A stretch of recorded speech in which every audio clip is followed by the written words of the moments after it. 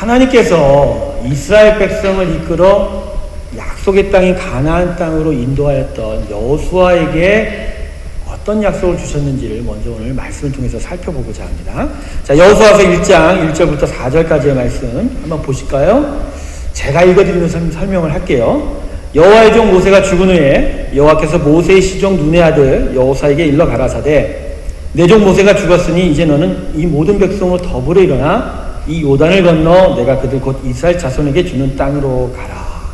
모세가 죽은 후에 마음이 좀 두려웠는데 하나님이 담대함을 허락하시고 이제 이 백성 끌고 내가 주는 땅, 약속의 땅 이스라엘 땅으로 건너가서 그 땅을 취하라, 정복하라. 이것이 바로 1절과 2절의 말씀입니다.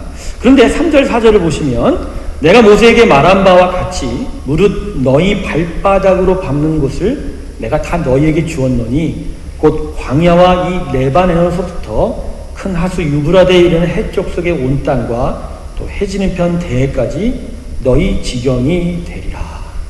자, 건너가라. 그러면 이스라엘 백성에게 약속된 가나안 땅을 주겠다라고 하면 끝날 말씀을 오늘 하나님께서는 더하여 그 땅만 취하는 것이 아니다라고 말씀하고 있습니다. 먼저 발바닥으로 밟아라라는 것은 고대 근동의 문화적 표현을 보면 순종한다는 것입니다. 너희가 여호와, 나 여호와 하나님께 순종한다면 너희가 순종하는 곳곳마다 승리를 줄 것인데 그 땅이 약속된 가나안 땅, 광야와 레바논에서에 이르는 그 땅만이 아니라 어디까지요? 큰 하수 유브라데에 이르는 거기까지 북쪽으로 또는 서쪽으로는 해지는 편 대 지중해까지 너희 지경이 되리라. 그때 세계관으로 보면 이거는 온 땅을 주겠다는 표현이에요. 즉 하나님이 이스라엘 백성과 그 여호수아에게 약속하신 것은 순종으로 여호와를 섬기면 약속의 땅인 가나안만이 아니라 세상 전체를 주겠다. 그 땅에 하나님의 나라를 너희를 통하여 세우겠다. 이건 하나님의 비전 선포입니다. 가나안 땅에 이스라엘 백성의 나라가 세워지고 그 택한 제사장 같은 나라 이스라엘 통해서 온 땅으로 하나님의 나라가 퍼져나가요. 그 모든 땅이 하나님의 통치 아래 그 이스라엘 백성이 다스리는 그런 놀라운 영광의 나라로 세우시기를 그 원하는 비전이 바로 우리 본문 말씀에 기록된 것입니다. 하지만 이 가나안을 얻은 이스라엘 백성의 실제 실상은 어땠죠? 아버지의 비전, 여호와의 비전은 너무나 컸는데 실상은 어땠습니까? 사울이 왕으로 세워지는 우리 시대의 역사를 지금 사무엘서를 보고 우리가 살펴보고 있지만 이 사사기 시대가 맞춰지는 시대거든요. 블레셋 족속에 의해서 일종의 식민 지배를 받는 시기의 모습을 보여주고 있습니다. 아니 가나안을 통해서 온 세상으로 뻗어나가야 될 이스라엘 백성들이 지금 이방 족속에 핍박을 받고 식민 지배를 받고 있다는 것이죠. 당시 시대의 상황을 보면요, 이스라엘이 자신의 땅을 가져서 이게 경계를 짓고 거기서 살았던 것이 아니라 그 땅에서 블레셋 족속의 지배를 받았어요. 블레셋 족속이 파견한 군대가 주둔하고 그 군대 장관들이 일종의 세금을 걷어 그래서 수탈하고 약탈하는 그래서 핍박받는 시절이 바로 이 사사기 시대의 말기 사울왕이 즉위하던 이 시기였다라는 것이죠. 이스라엘이 하나님을 제대로 섬기지 못하고 그 말씀에 순종하지 못한 결과가 결국 이러한 결과를 초래했다. 온 땅을 향하여 뻗어나가야 될 백성들이 오히려 이방 족속의 지배를 받도록 하나님 허락하신 것이죠. 왜? 그렇게 지배를 통해서 고난 속에서 다시 하나님을 섬기는 믿음을 회복하기를 원하셨다라는 것이죠. 참 안타깝지 않습니까?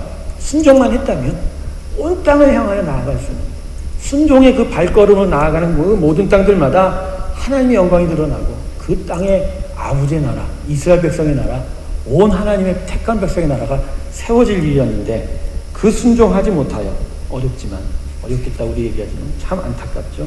하나님의 나라가 세워지지 못하고 오히려 택한 백성이 이방 족속에 이제 지배받고 있다. 그런데 이 같은 문제를 보더라도 하나님의 시각과 이스라엘 백성의 시각이 각각 달랐습니다.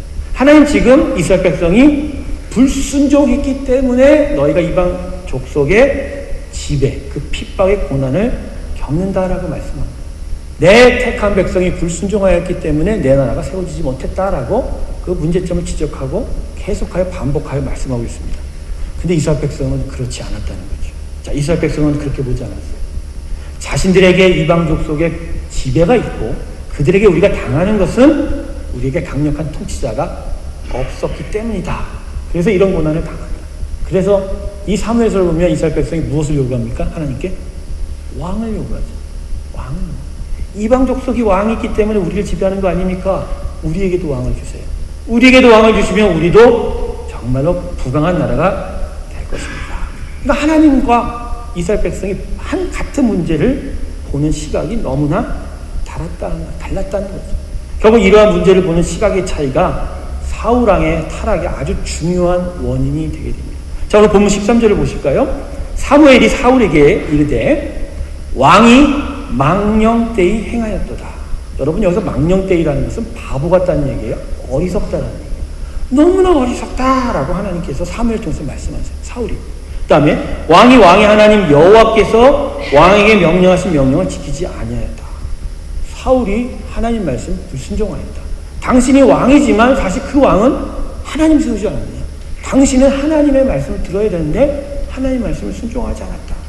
그리하였더라면 여호와께서 이스라엘 위에 왕의 나라를 영영히 세우셨을 것인데, 그래서 결국은 사울왕은 하나님에 의해 벌어지고 사울왕의 통치 시대 이스라엘 백성에게 여전히 고난이 있게 될 것이다. 정리하면 오늘 13절의 말씀은 이런 거예요.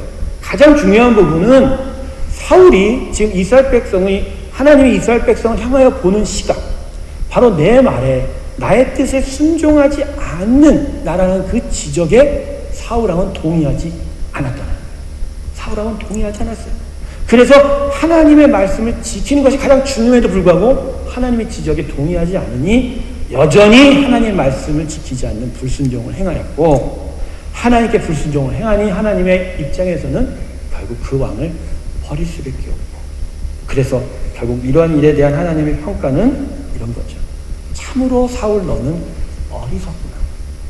바로 눈앞에 복을 두고도 불순종으로 그 복을 놓쳤구나 라고 오늘 13절에서 우리에게 사울왕의 범죄와 그 불순종에 대해서 말씀하고 계신 것이죠.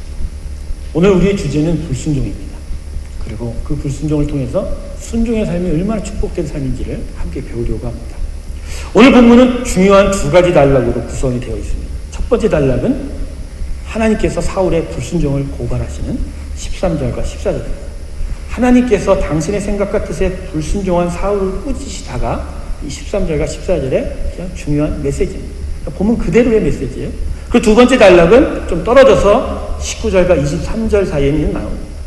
철규리를 만지거나 소유할 수 없는 이스라엘의 연약함, 그리고 그 무능력함이 이 본문에 기록되어 있습니다. 그리고 이 두 단락 사이에 15절과 18절 사이의 말씀은 스스로를 지킬 수 없는 칼이나 창도 하나 소유할 수 없는 그 이스라엘을 향하여 도도하게 쳐들어오는 막강한 블레셋 군대의 거침없는 침공의 사실이 기록되어 있다는 것입니다. 여러분, 그렇다면 오늘 본문은 무엇을 우리에게 가르쳐주고 있습니까? 첫 번째 단락 때문에 사울왕의 불순종에 대한 징계로 막강한 블레셋 군대가 이스라엘 향하여 쳐들어오고 있다. 이것이 메시지일까요? 아닙니다. 오늘 본문은 그렇게 말씀하지 않습니다. 비록 사울이 불순종하였다 하지라도 하나님은 이스라엘 백성을 세우자 하셨기에 이방 백성을 향하여 싸우시는 하나님 되실 것입니다. 이것이 아닙니다. 두 번째, 막강한 블레셋 군대 앞에 이스라엘은 칼과 창 하나 변변한 것이 없을 정도로 무능하고 연약했다. 이스라엘은 준비 안 된 백성이었다. 이것을 얘기하는 것일까요? 아닙니다. 그것도 아니에요. 그러면 오늘 본문의 메시지는 무엇일까요? 그것은 이겁니다. 이스라엘이 자신을 지키기 위하여 가져야 할 것은 칼도 아니요, 창도 아니요, 왕도 아니다라는 거죠. 그들이 가져야 될 것은 다른 것이었다라는 것을 오늘 본문의 이 교묘한 단락의 배치를 통하여, 이 비교를 통하여 우리에게 말씀하고 있는 것입니다. 본문 하나님의 말씀은 사울의 불순종과 이스라엘 연약함과 무능함을 같이 비교하고 계세요. 즉 본문에서 하나님이 이스라엘이 칼도 창도 하나 변변하게 준비 못한 연약함과 무능함을 언급하신 것은 막강한 힘을 가지고 도도하게 침공해 오는 블레셋 앞에 이스라엘 칼도 창도 없이 준비 안 된 백성이다, 이것을 말하는 것이 아니라 이스라엘에게는 오히려 이렇게 연약하지만 블레셋이 가지지 못한 것이 있다라고 이야기하십니다. 칼도 창도 없지만 이 블레셋이 어찌할 수 없는 전능한 놀라운 능력이 그들에게 있다. 그게 뭡니까? 바로 하나님의 전능하십니다. 이스라엘 백성의 연약함을 말하고 있는 것 같지만 여기에는 숨겨진 뜻이 있다는 거예요. 하나님이 이스라엘의 무기다. 하나님이 이스라엘의 최대 자산이다. 하나님이 이스라엘의 가장 큰 힘이다라는 것을 오늘 본문이 말씀해 줍니다. 그리고 본문에서 첫 번째 단락인 하나님의 사울의 불순종을 언급하신 것은 이스라엘이 가진 가장 막강한 힘인 하나님의 전능하심은 바로 그 왕과 그 백성들의 순종을 통해서 나타난다. 그 순종이 나타나지 않을 때는 결국 이방 족속의 그 도도한 공격 앞에서 여전히 연약한 채로 서 있을 것이다 라고 가르쳐주죠. 결국 연약한 이스라엘에게 중요한 건 칼과 창이 아니라 뭐라는 이야기입니까? 하나님이라는 거예요. 하나님에 대한 순종. 그래서 여러분 이 전쟁이 어떻게 해결됩니까? 블레셋 백성 36,000명이 이스라엘 백성을 향하여 나왔을 때 사울에게 남긴 군사는 600명이었어요. 결국 그러나 이 전쟁은 하나님의 승리로 결론되어지죠. 사울이 아니라 그의 아들 요나단의 믿음, 하나님의 말씀과 하나님의 구원에 대한 순종을 통해서 강성한 블레셋 36,000명이 오히려 자중질환을 일으키고 칼도 창도 없는 이스라엘 백성의 손에 마구마구 짓밟혀 쫓겨져 나가는 놀라운 승리가 이루어지게 됩니다. 할렐루야. 거슬러 올라가 보면 오늘 본문에 기록된 블레셋의 공격이 어디서부터 시작이 됩니까? 여러분 이 본문을 읽어보셨지 않습니까? 사울왕이 하나님께 기도하거나 그 뜻을 구하지 않은 채 상비군을 조직했어요. 병사를 조직했어요. 그래서 두 때는 자기가 가지고 있고 한 때는 요나단에게 주어서 요나단으로 하여금 자신의 땅으로 들어왔던 블레셋 사람들의 군대를 쫓게끔 공격을 시작했어요. 거기에 화가 나서 블레셋 사람들이 잠재는 사자의 포토를 건드린 거죠. 36,000명이 때로 몰려오게 된 거다. 여러분 이런 일들을 생각할 때 우리는 이런 생각을 해요. 이것은 우리의 생각으로 보면 사울이 왕으로서 이스라엘을 지키기 위한 당연한 방법이지 않냐. 왕이면 상비군을 조직해서 군대를 조직해서 자신의 백성을 보호해야 되는 게 당연한 것 아닙니까? 라고 이 성경 말씀을 읽을 때 우리는 반문할 수 있습니다. 하지만 그렇지가 않습니다. 사무엘상 17장 47절 말씀 볼까요?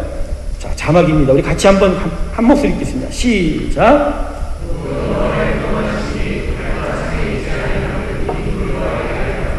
연쟁은 여호와께 속한 것인지 그가 너희를 우리 손에 할렐루야. 전쟁은 여호와께 속했습니다. 이스라엘은 군대가 필요한 자들이 아니에요. 이스라엘 백성이 가나안 땅에 사는 방식은 상비군을 조직해서 철책을 만들고 무기를 배치하는 그런 삶이 아닌 것입니다. 다 모두가 다 하나님의 각자의 삶의 터전에서 하나님의 영광을 위하여 살다가 이방이 혹여 쳐들어오면 그때 모여서 싸울 준비를 하면 됩니다. 근데 모인다 해서 그들이 또 용감한 군사되는 것도 아니라는 거죠. 모였다고 해서 그들이 전쟁에서 승리하는 거 아닙니다. 하나님이 먼저 그 전쟁에 앞서 나가서 결정적 승리를 이루십니다. 그리고 그 승리에 결정난 승리를 마무리할 때 모인 이스라엘 백성을 투입해서 전쟁 마무리하게 하시고 승리하는 기쁨을 얻어가게 하시고 이방 족속으로부터 그 패배한 족속으로부터 전리품을 얻는 즐거움을 얻게 하십니다. 할렐루야. 구약을 보십시오. 이스라엘 백성이 승리한 모든 것들은 이스라엘 백성이 숫자의 많음으로 이긴 전쟁이 없어요. 자신들이 가진 능력으로 이긴 전쟁이 없어요. 그래서 여호와의 구원은 사람의 많고 적음이 있지 아니하니라 라는 요나단의 고백이, 그래서 단기 필마로 나가서 20명을 무찔렀을 때 그 땅에 떨림이 있었다고 하지 않습니까? 떨림. 여러분 20명을 쳐부를 수 있는 그런 능력은 한 개인이 그냥 할 수 있는 능력이에요. 여기서 싸움 잘하시는 분은 그래도 골목길에서 깡패 만나면 20명은 누군가는 하실 수 있어요. 저는 못하지만 누군가는 하실 수 있어요. 요나단이 무슨 용맹이 있어서 기적이 나타난 게 아니고요.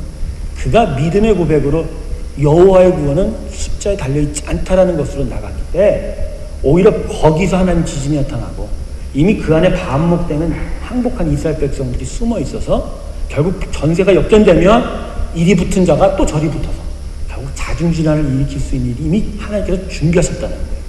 하나님은 항상 그렇게 승리하십니다. 할렐루야. 그게 이스라엘 백성의 삶에 하나님이 약속하신 거다. 그러므로 이스라엘 백성은 그 존재 방식이 전쟁을 걱정하고 전쟁을 준비하는 자가 아닙니다. 그건 여호와 하나님께서 그들의 전쟁을 항상 앞서 나가 이겨주시기 때문에 할렐루야. 우리가 누구라고요? 그래서 우리는 우리 삶의 전쟁을 준비하는 자가 아닙니다. 우리는 우리 삶의 전쟁을 걱정하는 자가 아니라는 거예요. 우리 삶의 존재 방식은 하나님이 이기시고 그 승리 안에 머물러 우리가 그분과 함께 승리의 기쁨을 얻는 자입니다. 할렐루야. 이것을 깨닫는 자의 복이 있을지어다. 그러니까 이스라엘 백성이 먼저 관심을 기울여야 될 것은 전쟁 걱정이 아니죠. 군대 조직하는 게 아니죠. 먼저 하나님을 진정으로 예배하고 섬기는 거죠. 사무엘서를 처음부터 다시 돌이켜봅시다. 한나가 하나님께 대해 간절하게 기도하고 서원했던 그 순종에 하나님이 사무엘을 주시는 복을 주세요. 기럇 여아림 백성들이 되찾은 하나님의 언약궤를 거룩하게 구별한 그 율법에 대한 순종이 그 땅에 20년 동안 축복하셨습니다. 사무엘 선지자와 이스라엘 백성이 미스바에서 눈물을 흘리며 회개할 때 하나님 말씀에 순종하겠다고 고백할 때 하나님께서 그 백성에게 암몬 족속을 이끌지는 놀라운 축복을 허락하셨습니다. 사울에게 여호와의 영에 감동되어 순종할 때 암몬 왕 나하스를 물리치는 승리가 그들에게 주어졌다. 결국 이스라엘 축복은 어디서 시작됐다고요? 군대의 숫자, 무기의 강하고 적음이 아니라 어디서요? 아버지에 대한, 여호와에 대한, 하나님 말씀에 대한 순종으로부터 시작됐습니다. 할렐루야. 보세요. 그러나 엘리의 두 아들의 불순종을 보십시오. 언약궤를 거룩하게 구별하지 못한 베스메스 사람들의 불순종을 보십시오. 거기 불순종의 승리가 있습니까? 거기는 죽음이 있었고 저주가 있었고 패배가 길을 이었다는 것이죠. 이스라엘의 패배와 고난은 항상 그들이 무엇을 잘못 소유했다는 것이 아니에요. 적게 가졌다는 것이 아니에요. 항상 하나님과 여호와의 말씀에 불순종할 때부터 시작되어 갔다는 거예요. 사무엘서가 그것을 우리에게 가르쳐요. 우리가 계속 지금 말씀을 나눈 큰 주제가 뭐죠? 왕의 기한. 우리의 참된 왕이 우리에게 왕으로 임하실 때 그분께서 역사하신 일들에서 배울 때, 그분이 우리의 삶에 정말 참된 왕으로 임할 때 그분이 어떻게 임하는가에 대해서 근데 그 방식은 결국 아버지는 승리하시고 택한 백성은 아버지에 대한 순종으로 그 승리를 누린다는 것이 할렐루야. 여러분의 구원도 그런 거 아닌가요? 십자가에서 예수님이 이기셨습니다. 할렐루야. 죽음의 권세 깨뜨리셨습니다. 할렐루야. 부활하신 능력이 있으십니다. 할렐루야. 그거를 우리가 믿는 거잖아요. 어떻게 믿어요? 그분과 연합되는 거예요. 그분의 뜻에 순종하는 거예요. 그분을 따라가는 거예요. 우리가 십자가에 죽을 이유가 없어요. 우리가 전쟁할 이유가 없어요. 우리의 힘으로 싸울 이유가 없는 거예요. 그냥 하나님이 하신 승리가 내 승리라고 믿고 그 안에 연합되어 순종하며 나아갈 때 아버지의 구원의 역사가 우리 가운데 일어나는 것입니다. 할렐루야. 그러므로 하나님의 백성에게는 하나님과 그분의 말씀에 대한 순종이 인생의 유일한 주제입니다. 할렐루야. 이거 외워야 돼요. 이제 외워야 돼요. 따라하세요. 나의 인생의 유일한 주제는 순종입니다. 좌우역분하고 서로 나누세요. 당신의 유일한 주제는 순종입니다.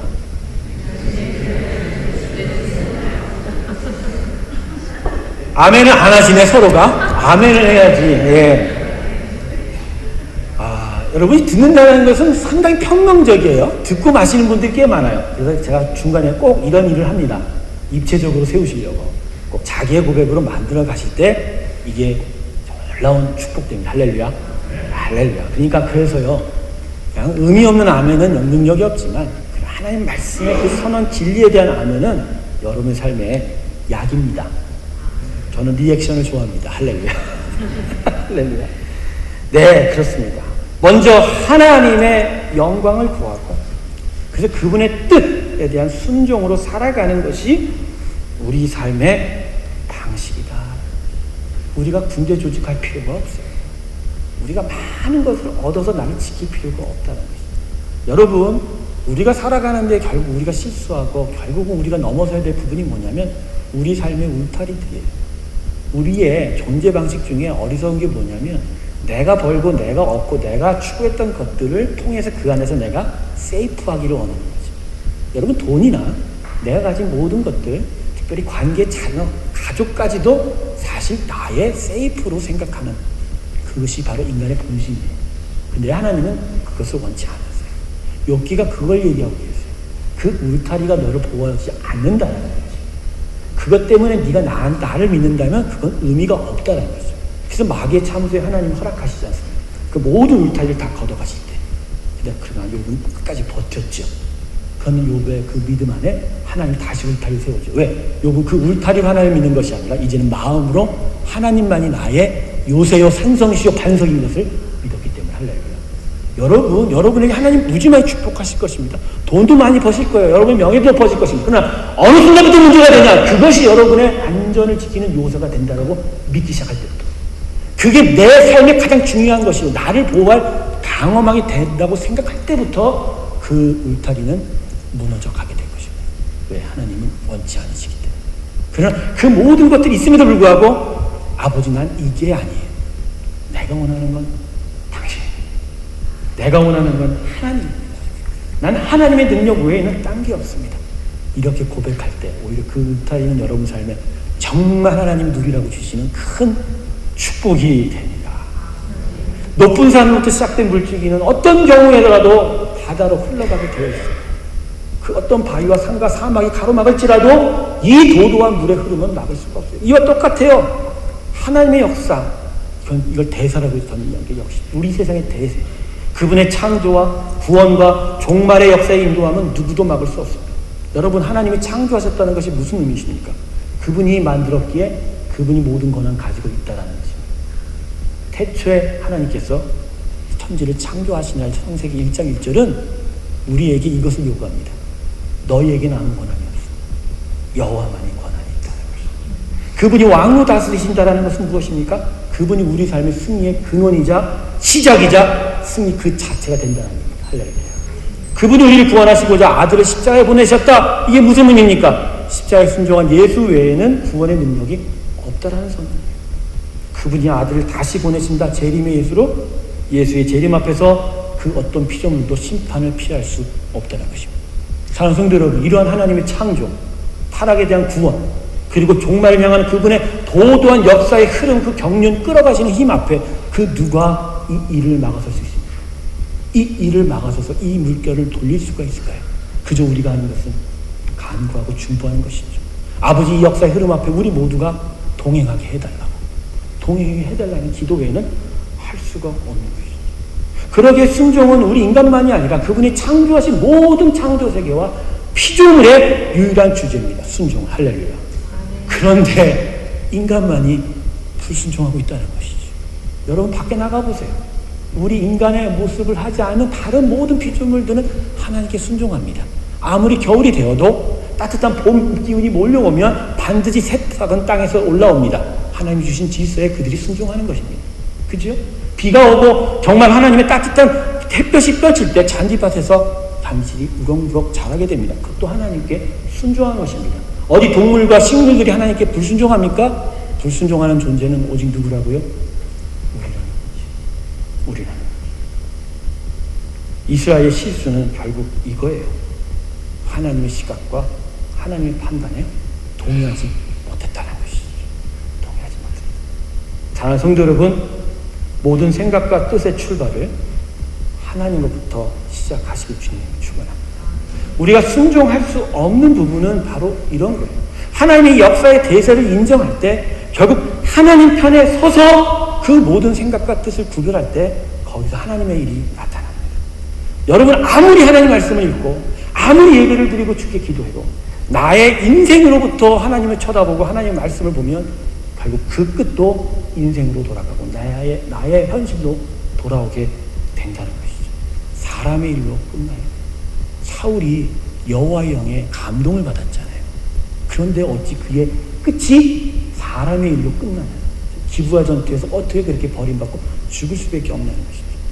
그 이유는 아무리 성령의 감동을 받았어도 그 모든 보는 시각의 출발이 어디서 시작됐다고요?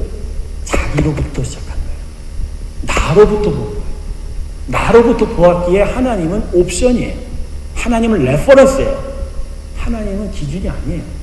그냥 참고할 참고서가 됩니다. 그러면 내가 하나님을 섬기고 하나님을 존중한다 해도 결국 그 결과는 어디로 갑니까?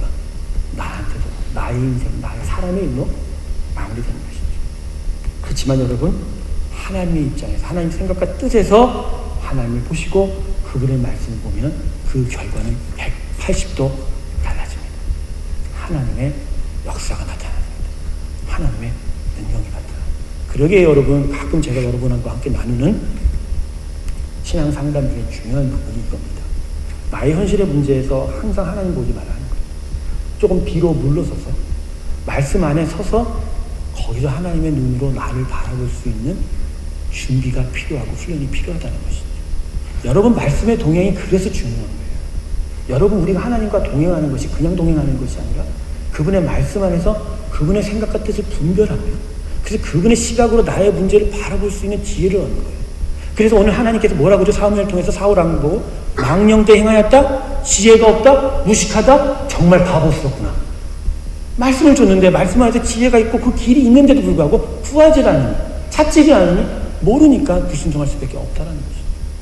사랑하는 성도 여러분, 여러분 하나님의 말씀 안에서 여러분의 모든 생각과 뜻을 거기서부터 출발하시기 주님과 출발합니다. 여러분 처음에 어렵고 힘들겠죠. 내 거 내려놓는 게 얼마나 힘들까.